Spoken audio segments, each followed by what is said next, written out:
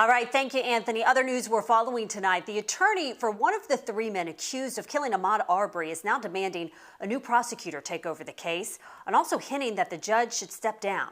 William Roddie Bryan recorded video of the 25-year-old being chased and shot to death in a Brunswick suburb last February. In two new motions, his attorney cites the November election in which the state of Georgia turned blue, including the seat of the district attorney assigned to the case. Bryan's attorney says the judge and prosecutor will face pressure from the community for the, quote, racially and politically charged nature of the case.